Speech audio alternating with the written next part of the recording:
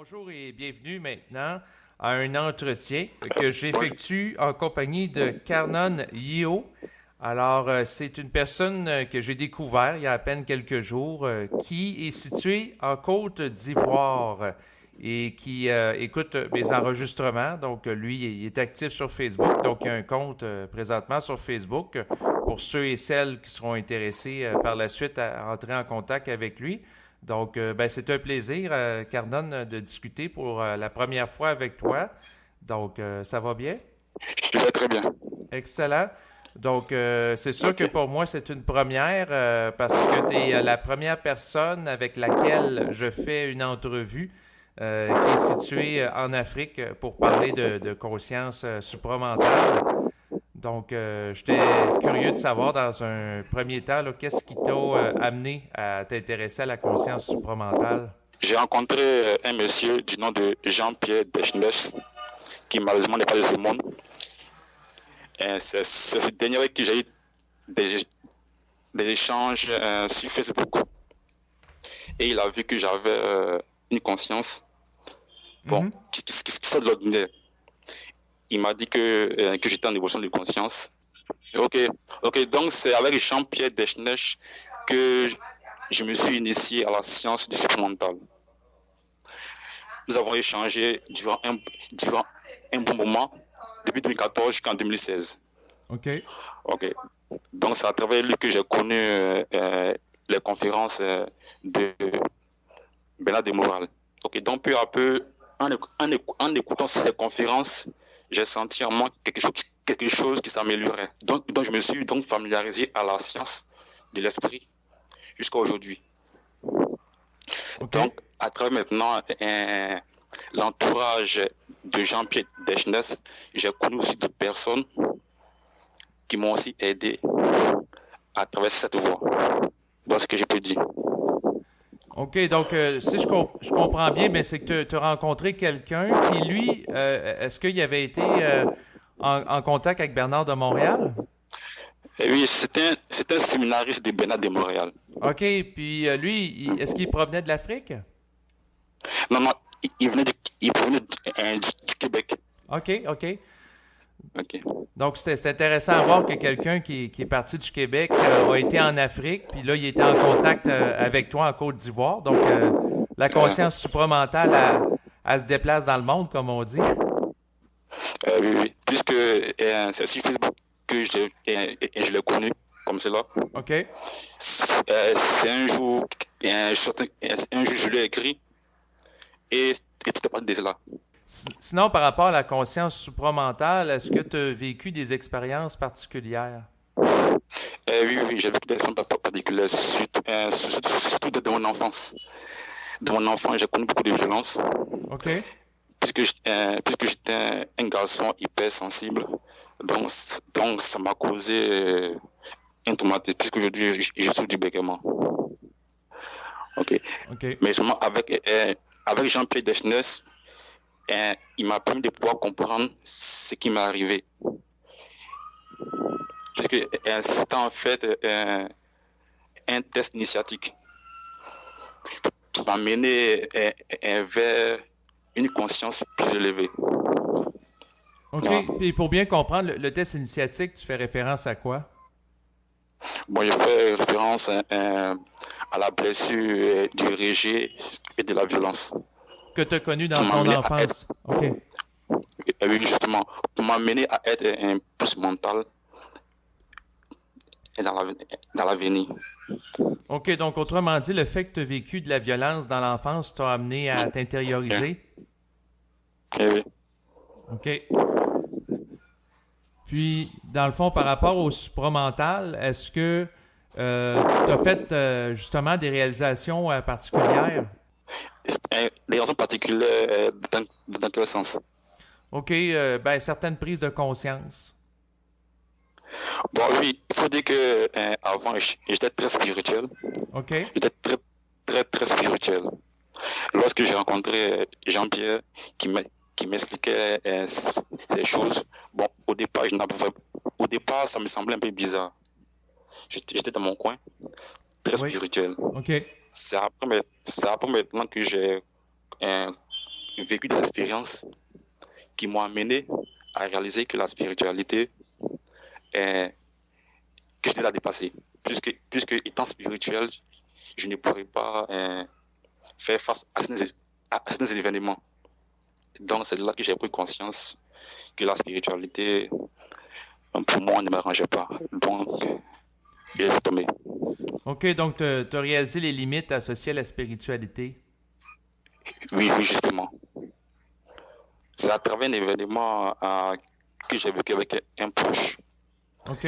qui m'a amené à la spiritualité. OK. Mais ça doit être particulier pour toi parce qu'étant en Côte d'Ivoire, il n'y a pas beaucoup de gens qui vivent la conscience supramentale. J'imagine que tu dois vivre l'isolement. Ok, justement, puisque mon ami Jean-Pierre me l'a signifié, il m'a dit que j'étais un homme extraordinaire. Bon, moi, je n'aime pas trop. Ok, c'est ce qu'il m'a dit. Bon, j'en ai pris acte. Il faut dire ici qu'ici, en Afrique surtout, la science de l'esprit n'est pas trop répandue. Ceux qui vivent une conscience du supramental sont souvent marginalisés. On les trouve des personnes qui sont, bon, qui sont pas des personnes qui sont hors du commun, quoi. Ben, Les personnes sont très bizarres. ouais, ben exactement, parce que je veux dire, le supramental, il y a quelques personnes au Québec qui vivent ça. Il y en a d'autres en Europe, en France, mais en Afrique, Oui, oui. j'imagine qu'il ne doit pas en avoir beaucoup là, présentement en cette année 2018. Oui, oui. J'imagine qu'à quelque part, tu dois vivre de la solitude en lien avec cette conscience-là. Oui, justement. Justement. Donc, Puisqu'à oui. puisqu'à puisqu'à part mes relations sur Facebook, je n'ai pas quelqu'un ici autour de moi pour parler de cette science. C'est sur Facebook que je côtoie des gens supramentaux. OK. Donc, c'est sûr Ok. que c'est une des raisons, entre autres, pour lesquelles je voulais te parler. Ben, je me suis dit, ça va te donner la chance d'en discuter de vive voix. C'est sûr que moi, au Québec, je suis quand même Oui. privilégié parce que je peux assister à des activités de souper rencontre avec des amis pour rencontrer Oui. des personnes sur le plan physique pour parler de Ah, conscience supramentale. Mais c'est oui. sûr qu'éventuellement, ça va sans doute venir en Afrique puis un peu partout dans le monde là, qui va s'organiser des activités en lien avec ça. Oui, oui, oui. Puis, dans le fond, je voulais savoir si toi, par rapport, entre autres, aux enregistrements de Bernard de Montréal, ça t'a fait vivre des chocs d'être confronté à ce matériel-là. Oui, oui, en écoutant surtout les conférences de Montréal, à chaque fois que j'écoute ces conférences, je sens quelque chose en moi, une harmonie, une paix intérieure. Et aussi, j'ai constaté que je vis souvent des événements en rapport avec ces conférences. Ah, c'est Par exemple, intéressant. Oui, vas-y. oui, par exemple, en écoutant une conférence intitulée La tolérance, Oui. j'ai vécu des événements en rapport avec la tolérance. Ok. Donc, à chaque fois que j'écoute une conférence se rapportant à un thème particulier, des mois plus tard, je vis une expérience en rapport avec la conférence en question.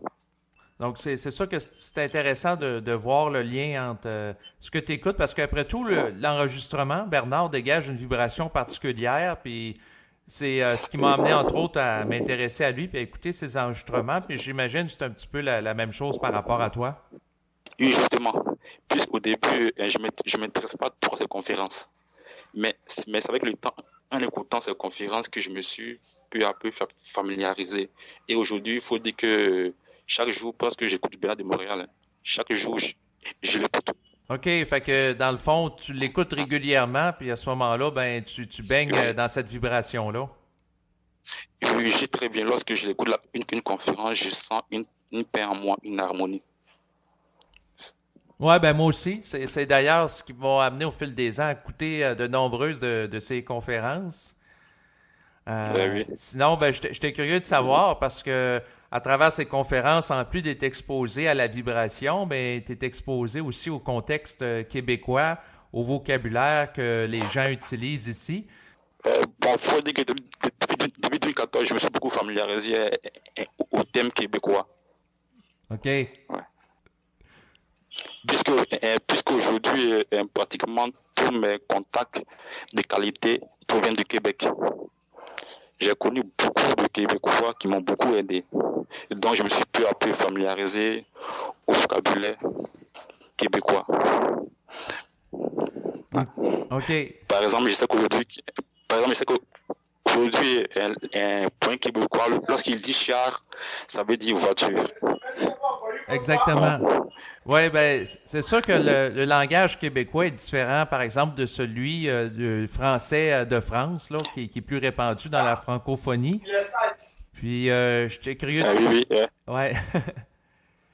Donc, ben, c'est sûr que j'étais curieux de savoir un petit peu par rapport à toi, surtout à l'égard des jurons, quand les Québécois utilisent des termes comme, par exemple, calice, tabarnak, hostie. Comment que tu trouvais ça? Ouais.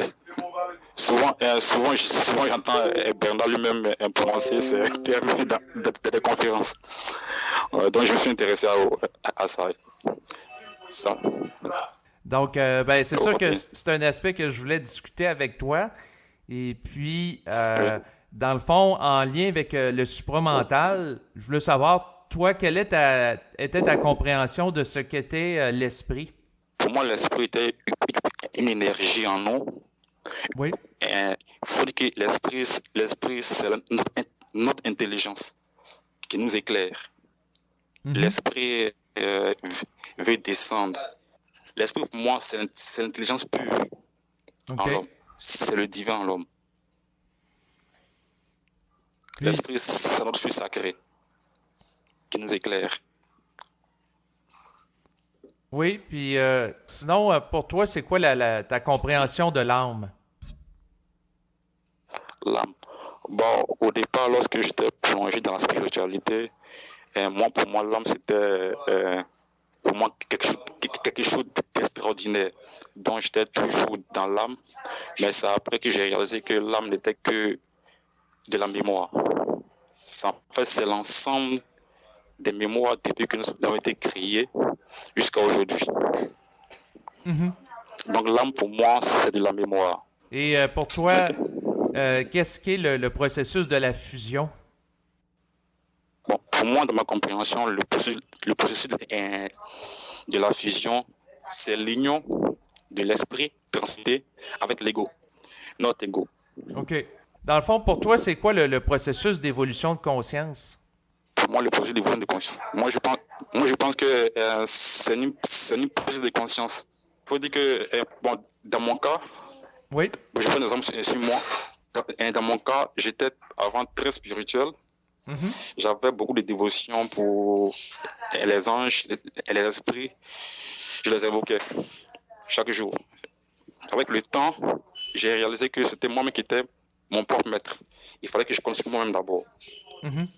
Donc, donc, pour moi, le passage de la spiritualité à une conscience plus éclairée pour moi, je pense que c'est une évolution. Oui, certainement. Et l'écoute des enregistrements de Bernard de Montréal, j'imagine que ça t'a aidé dans ce sens-là. Oui. Surtout, il faut dire que c'est à travers des événements qui m'ont choqué que j'ai réalisé, que j'ai pris conscience qu'il fallait que je dépasse la spiritualité. OK. Parce que la spiritualité, pour moi, est très faible devant les forces astrales. Devant une force astrale, étant spirituelle, ça ne marche pas. Vous pouvez vous assujettir. Exactement, parce qu'à ce moment-là, on n'est pas libre. Oui, justement. Puis, comment tu trouves ça de vivre un processus de déspiritualisation alors que tu es en Afrique? Puis, il y a sans doute pas beaucoup de gens qui vivent ça comme toi là-bas. Là. Bon, il faut dire que ce processus se vit de façon intérieure. OK. Vous voyez, c'est un jour étant couché sur mon lit, étant couché sur mon lit que quelque chose m'est venu à l'esprit de couper carrément avec la spiritualité.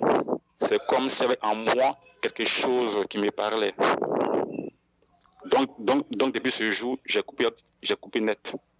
Et OK. après aussi, j'ai vécu une expérience qui m'a confirmé que je devrais laisser tomber la spiritualité. Donc aujourd'hui, il faut dire que la spiritualité, vraiment, ça ne m'intéresse plus. OK. Puis, quelle est cette expérience-là qui t'a amené à laisser tomber la spiritualité? Bon, et la première expérience que j'ai vécue, j'étais couché sur mon lit OK. et quelque chose en moi s'est produit et j'ai pris une conscience. Maintenant, la deuxième expérience, tu sais qu'avant, j'avais beaucoup de dévotion pour les anges. Je demandais leur aide. Mais avec le temps, j'ai réalisé que les demandes que les demandes que je faisais auprès d'eux ne se réalisaient pas. Et j'ai vu que ce n'était pas la peine de continuer. Il faut dire que le processus est vu de façon interne. C'est inexplicable, mais ça se vit intérieurement. Exact. Donc, est-ce qu'on peut dire que tu as vécu une forme de contact avec ton esprit? Bon, pour le moment, je ne sais pas si j'ai vécu un contact avec mon esprit, puisque, il faut le dire, je suis en évolution. Je ne suis pas infusionné. Euh, j'apprends, j'apprends auprès des autres. J'essaie de vivre l'expérience, d'assimiler les leçons derrière les événements. Puisque derrière un événement se cache un message que l'esprit veut nous véhiculer. Voilà. Exactement, parce que Puisque je n'ai pas de fusion, je ne sais pas si c'est l'esprit qui me contacte ou bien si c'est autre chose. Mais ce que je sais, c'est intérieurement. Je sens en moi que quelque chose se produit peu à peu dans le temps. OK. Chaque jour, je sens que quelque chose s'améliorer, une compréhension nouvelle qui vient. OK. Donc, autrement dit, tu vis une forme de mutation psychique. Bon, si on veut le dire ainsi. Si on veut le dire ainsi. Donc, c'est sûr que si tu écoutes régulièrement les enregistrements de Bernard de Montréal, tu vas être travaillé par cette Oui, vibration-là. oui, oui. Mais il faut dire aujourd'hui que à ce jour d'aujourd'hui, j'ai aussi réalisé que le support mental était aussi une forme. Ouais. Oui. Pour moi, le support mental était une forme. Et à chaque fois, quelque chose me vient, me vient à l'esprit. J'ai toujours en tête une phrase que Ben avait dite. Ça me revient toujours en tête. Il avait dit que les gens deviendront supramentaux lorsqu'ils seront écœurés du supramental. Ouais. Ah, oui, c'est bien dit dans le sens que lorsqu'ils seront plus fascinés par le supramental en tant que forme, Oui, puis ils vont le oui, vivre, ben à ce moment-là, oui. à ce moment-là, il n'y aura plus c'est ça, de fascination envers ça en tant que forme. Donc, puis c'est là qu'ils vont le vivre réellement, là. Oui, justement, justement. Et aussi, il faut le dire qu'un temps, j'étais beaucoup fasciné par Bernard de Montréal et aussi le supramental. J'étais presque même extrême. OK. Ouais, donc, avec le temps, j'ai réalisé qu'il ne fallait pas être fanatique et avec le supramental. Oui, exactement, parce que sans ça, si on est fanatique, c'est un peu comme être fanatique de la religion. Oui, justement, c'est après que j'ai réalisé cela. Je suis curieux de savoir, étant donné que tu es en Côte d'Ivoire, toi, Oui. tu disais tantôt que tu invoquais les anges. Est-ce que tu as grandi dans le cadre d'une religion particulière ou de croyances particulières? Bah, il faut le dire que je suis issu d'une famille musulmane. OK. Ouais. T'as- Mais, mais je suis libre de ma conscience. Il faut dire oui, que j'ai ma conscience à moi seul. OK, oui. Ben, c'était juste Ouais. de voir le contexte culturel dans lequel tu t'inscrivais, parce que moi, je suis issu d'une famille catholique au Québec. Oui. Mais justement, il faut le dire qu'avec euh, le cas dans lequel je vis, c'est beaucoup compliqué de parler avec des gens qui sont encore plongés dans la religion. Oui, c'est ça. Fait que, Ouais. autrement dit, tu peux pas en parler trop ouvertement du supramental dans ton environnement. Je ne comprenais pas pourquoi les gens étaient pris euh, euh, dans leur religion. J'essayais souvent même de pouvoir les faire sortir de les dogmes. Mais après, j'ai réalisé qu'il faut laisser chacun suivre sa voie. Voilà. Oui, exactement. Donc, c'est sûr que ça s'impose pas de la conscience. Euh, oui. Donc, c'est sûr que c'est intéressant de voir qu'à quelque part, il a fallu que tu dépasses le contexte culturel dans lequel tu te trouves pour acquérir une liberté au niveau psychique. Oui, absolument. Il faut que je le fasse. Je dois forcément dépasser ces contextes culturels, dépasser la mentalité de ceux qui pensent autrement. Exact. Fait que c'est sûr que ça te met dans une situation où tu deviens marginal. Et justement, j'ai vu une marginalité.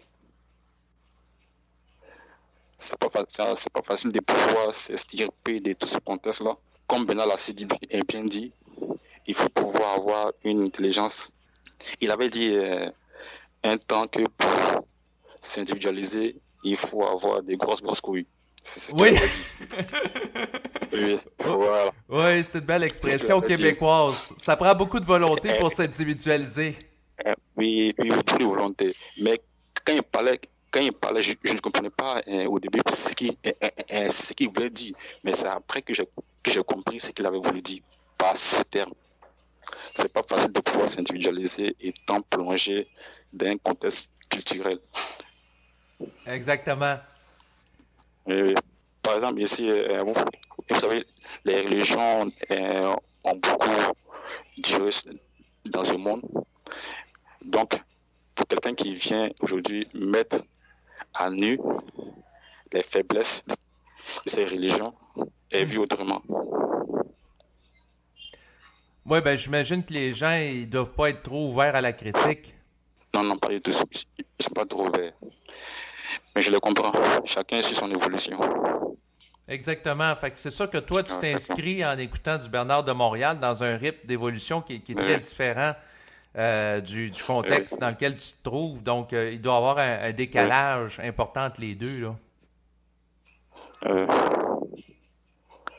Justement. C'est ça. Puis, est-ce que tu trouves ça difficile à vivre, ce décalage-là? Ce décalage. Bon, au début, je trouvais ça difficile, mais avec le temps, je m'en sors peu à peu. Et j'arrive à m'extirper. OK. Fait que, ben, c'est intéressant. Puis, c'est sûr que le fait que tu peux discuter avec des gens sur Facebook, ben, ça te permet d'avoir accès à une communauté au niveau d'Internet qui peut te soutenir là-dedans. Et oui, j'ai été beaucoup soutenu par beaucoup de personnes au Québec. J'ai connu beaucoup de personnes super mentaux qui m'ont beaucoup aidé. Ah ben, c'est intéressant.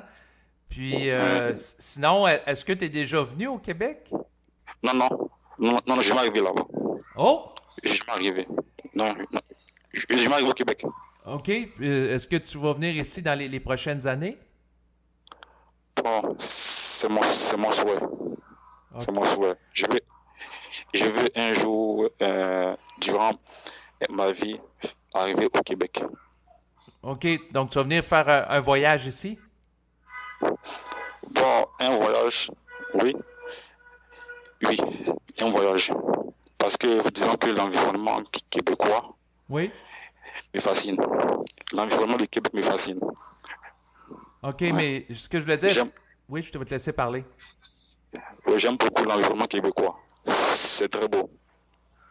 OK, puis ce que je voulais savoir, est-ce que tu as l'intention de venir voyager au Québec ou vivre au Québec? Bon, je vais vivre. Ah, bon. Je vais aller vivre là-bas. Oui. OK, donc c'est sûr que si à un moment donné, tu viens vivre au Québec, tu es le bienvenu pour me recontacter. On pourrait se rencontrer en personne. OK, pas de problème. C'est mon souhait. Pas de problème. OK. C'est sûr qu'au Québec, si tu viens vivre ici, tu aurais l'opportunité de rencontrer d'autres personnes qui sont dans le domaine de la conscience.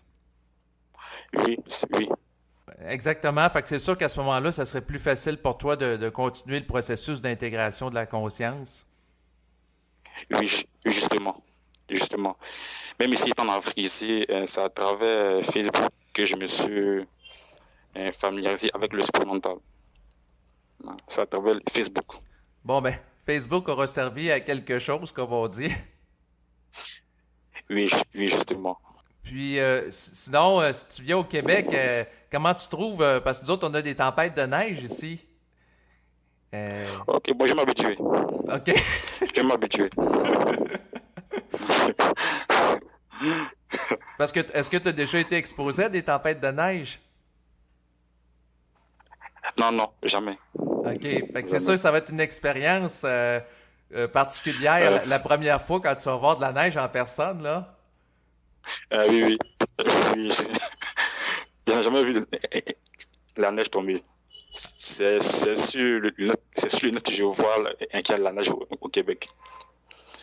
OK, parce que Mhm. au Québec, quand il y a des tempêtes de neige, des fois, les écoles sont fermées. Ah oui. Il y a des endroits Euh, aussi, des lieux de travail qui sont fermés. Fait que c'est vraiment particulier l'impact que ça peut avoir. oui, justement. Oui, justement. Sinon, ben c'est sûr que j'étais curieux de savoir si d'être en contact avec le matériel de Bernard de Montréal t'a amené non seulement à faire des prises de conscience, mais à canaliser toi aussi du matériel, c'est-à-dire soit à travers la parole ou à travers l'écrit. Pour le moment, l'écrit, non. La OK. parole aussi, non. Je, je n'écoute seulement que les conférences. J'ai su, moi, toutes les conférences de Bernard que j'ai prises sur le net. Et aussi, j'ai téléchargé tous ces livres OK. que je lis peu à peu. Ouais. OK. Fait que, ben, c'est sûr que tu as quand même beaucoup de matériel, étant donné qu'il a enregistré au-dessus de 500 conférences. En fait, j'ai sélectionné des conférences typiques que j'écoute régulièrement. Parce que le matériel, il faut dire qu'il est, il est très volumineux. Oui. Si je veux m'aventurer à pouvoir écouter tout cela, ça risque de créer en moi un problème. Donc, j'ai sélectionné uniquement des conférences en rapport avec ma vie, ma condition de vie, que j'écoute. Parce que je sais que le matériel de Bernard transmet le corps subtil peu à peu. En les écoutant, je sens en moi un changement. Oui, c'est la même chose aussi pour moi. Fait que c'est sûr que à ce moment-là, Oui, c'est intéressant d'écouter ces enregistrements-là pour intégrer la vibration de l'esprit. oui. Il faut dire aussi que avant, j'aimais beaucoup lire. OK? Avant, je lisais beaucoup. J'aimais la lecture. Mais actuellement, j'ai senti dans ces derniers temps un dégoût envers la lecture. Je n'arrive plus à lire plus de 4 pages affilées. Alors qu'avant, je lisais beaucoup. Maintenant, ce qui est récurrent, c'est la voix de Bernard que à tout moment j'écoute. Avant, j'écoutais le maître Oram chaque jour, OK? mais depuis que j'ai pris contact avec le matériel de Bernard, il faut dire que j'ai laissé tomber Oram et les autres. C'est du Bernard de Montréal que j'écoute chaque jour. Parce que OK. je sens en moi quelque chose qui change. Oui, ben c'est sûr que Bernard de Montréal amène un changement vibratoire à la différence de certains maîtres spirituels ou d'autres personnes, là. Euh, oui. Et aussi, lorsque j'écoute les conférences de Bernard, ces conférences de Bernard de Montréal, je sens moi, bon, souvent je sens des tensions internes. Vous voyez, c'est OK. comme je sens des tensions internes. Et après, ça passe peu à peu. Mais dans, mais dans la majorité des cas, je sens de l'harmonie.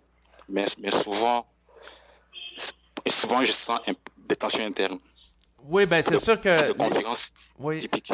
c'est sûr que les enregistrements de Bernard de Montréal peuvent occasionner de la tension parce que ça va chercher à déloger l'astral en Oui, toi, s'il y en a. euh, Donc c'est sûr que l'énergie mentale va pousser pour déloger l'astral. et oui, justement, Ouais, parce que c'est à ça que j'ai pensé. OK, parce que c'est ça, parce que les enregistrements servent à faire une transmutation énergétique. Sinon, je voulais savoir, est-ce que toi, tu as écouté quelques-uns de mes enregistrements? Bon, j'ai écouté deux enregistrements sur la sexualité et un autre enregistrement où, où tu parlais du matériel qu'il faut vivre dans le matériel de façon consciente. Oui, c'est ça, il faut vivre d'une manière consciente dans le matériel, là, en équilibre avec la matière. Oui, oui, oui. Et oui, tu as même parlé de ton cousin qui était moine, Oui. si je me souviens. Oui, oui. OK. Puis, est-ce que tu avais des commentaires par rapport à mes enregistrements? Bon, concernant ton premier enregistrement, où tu as parlé, où l'on devait vivre dans l'humanité de façon consciente, j'avais dans le temps ce problème-là. Quand j'étais spirituel, j'ignorais complètement le côté matériel. Pour OK. moi, j'étais toujours dans l'esprit. Le matériel, pour moi, ne me disait plus rien. OK. Ouais, c'est après, peu à peu, quand j'ai écouté Bernard de Montréal, où il parlait du travail, peu à peu, j'ai réalisé que le matériel était très important. C'est-à-dire qu'il fallait être grondé sur le plan matériel pour pouvoir élever sa conscience plus haut. C'est comme un arbre. Un arbre qui n'a pas de racines bien fixes dans le matériel ne peut pas se tenir debout et assimiler les énergies qui descendent. Donc le matériel était très très important. Donc Oui. ta conférence m'a rappelé ce que Bernard avait dit et ce que j'avais assimilé concernant le plan matériel. Oui, exactement, parce que ça prend des assises solides dans la matière pour pas être déstabilisé Oui, par la descente de l'énergie de l'esprit. oui, c'est ça. Oui. Oui, ben c'était l'essence du message que je voulais véhiculer dans l'un de mes enregistrements. Et oui, c'est très beau. Puis, sinon, dans le fond, c'est sûr que là, on assiste à des changements de société, comme par exemple au Québec, il y a un mariage sur deux environ qui est soldé par le divorce. Un mariage de deux. Oui, Bon, là, va je ne se, savais pas. va se terminer Dans le divorce. avec un divorce ici au Québec. Et je voulais savoir si c'était la même chose en Côte d'Ivoire. Ah non, non. En Afrique, ici, le phénomène est différent. OK. Lorsque deux personnes se marient, euh, on, on apprécie d'un mauvais œil un divorce. OK. Donc, mais je pense que souvent il faut divorcer. Si vous êtes en, si vous vivez avec un partenaire ou une partenaire inconsciente qui n'a pas de respect pour vous, je pense que mieux il faut le divorce. Exact. Oui. Donc, Ok. Mais sinon, ici, un mariage est un peu mal perçu. Souvent même, il y a des femmes qui subissent les caprices, l'inconscience de leur époux OK. parce que si elles divorcent, ils vont l'indexer. Ouais. Qu'est-ce que Et tu... donc, elle oublie de pouvoir subir tout ça. C'est-à-dire que si elle divorce, qu'est-ce qui va arriver? J'ai pas compris. Bon, si elle divorce, elle sera indexée par les gens autour d'elle. Qu'est-ce Par que tu veux exemple, dire par indexer? C'est pas clair pour moi le concept. En fait, quand je dis indexer, c'est que des gens vont lui prêter une mauvaise image. Ah, OK. Donc, elle va être victime de Ouais. médisance. Ouais, de médisance. Et puis aussi, une femme qui divorce avec plusieurs maris successivement est mal vue parce qu'ils vont dire que c'est une femme qui n'a pas un bon caractère. C'est pour cela qu'elle divorce. OK. Alors que dans le fond, souvent il faut dire que ici, les époux n'ont pas du respect envers les femmes. Certains époux n'ont pas de respect envers les femmes. OK. Ouais. Tandis qu'au début, au Québec, il y a peut-être 30 ou 40 ans, le divorce était mal vu, alors qu'aujourd'hui, il y a une plus grande acceptation sociale du phénomène du divorce. C'est plus accepté avec le temps ici. Ok. D'accord. Donc, c'est sûr qu'au Québec, il y a eu beaucoup de séparation des couples, puis aujourd'hui, ça devient plus Oui. commun ou habituel ou normal d'être en contact avec Oui. des gens qui ont divorcé, puis des gens aussi qui ont eu des enfants de différentes unions. Au Québec? Oui, dans le sens que le phénomène du Allô? divorce s'est normalisé avec le temps, là. Dans le sens que Euh, c'est plus accepté, un petit peu comme, par exemple, ah, le phénomène de l'homosexualité. Aujourd'hui, au Québec, les gens qui mhm. sont homosexuels, Oui. c'est plus accepté socialement. Ah, ok, je vois. Ok. Tandis que vous autres, en Côte d'Ivoire, est-ce que l'homosexualité est acceptée socialement? Non, pas du tout. C'est mal vu des autres. OK. Mais justement, me concernant, je pense que chacun doit vivre sa sexualité comme il l'entend. Oui. Les homosexuels aussi ont aussi le droit de pouvoir manifester leur point de vue. Il faut les laisser vivre leur sexualité comme ils l'entendent. Ne pas s'ingérer dans leur vie privée. C'est leur expérience. Pour moi, en tout Exactement. cas. Oui, ben c'est la même chose par Mais, rapport à moi, oui. oui, mais ici en Afrique, en Côte d'Ivoire, surtout en Afrique, la sexualité est très mal vue. Mais je pense qu'avec le temps, ils vont réaliser que être homosexuel, c'est une expérience d'âme que la personne vit. Exactement. Donc c'est ça, c'est... Sinon, il faut dire que, Oui. oui, il faut dire que les homosexuels aussi ce sont des personnes qui ont beaucoup de sensibilité. C'est des êtres humains comme nous. Mais chez nous ici, une union entre deux personnes du même sexe est très mal vue. OK. Tandis que nous autres, il existe le mariage, notamment entre les homosexuels, Oui, qui est de plus en plus accepté socialement. Donc, oui, l'homosexualité est de plus en plus bien vue là, au Québec, puis en Occident en général. Donc, il y a eu beaucoup de changements là, depuis, entre autres, les 30 dernières années. Ouais. oui. Fait que ça, c'est sûr que ça fait partie des différences culturelles qui est intéressant d'explorer là, entre les deux endroits où on réside, là. Ah, oui. Sinon, en fait, pour conclure l'enregistrement, est-ce que tu Oui. avais quelque chose à rajouter? Tout ce Oui, qu'on vit, c'est programmé. oui, Tout ce qu'on vit est programmé maintenant. Il faut vivre l'événement de façon consciente, à, à tirer, à tirer, à tirer des leçons derrière chaque événement. oui. Parce qu'il faut être capable d'intégrer l'énergie qui est derrière l'événement. Oui, justement. Il faut avoir, mais il faut avoir une volonté très forte pour pouvoir intégrer. C'est pas facile. Exactement. Donc, à ce moment-là, c'est ce qui va compléter cet entretien. Donc, ben, je te remercie généreusement du temps que tu y as Ok. consacré. Ok, merci beaucoup, David, puisque c'est ma première fois de pouvoir faire une conférence audio. Et je ne pensais pas que je pouvais faire cette conférence, puisque hier même, bon, j'avais une, j'avais une peur en moi, puisque c'est ma première fois que je fasse une audio avec quelqu'un du Canada. C'est une expérience aussi que j'ai vécue aujourd'hui. Je te remercie. Je te remercie beaucoup. Ouais, ben moi aussi, je te remercie Ok, beaucoup parce que dans le fond, ça a été ok. une première pour nous deux. Donc, tu es la première personne Euh, que je euh, connais qui écoute des enregistrements de Bernard de Montréal là, en Afrique. oui. Donc, comme on dit, il y a un début à tout. Puis, Ok.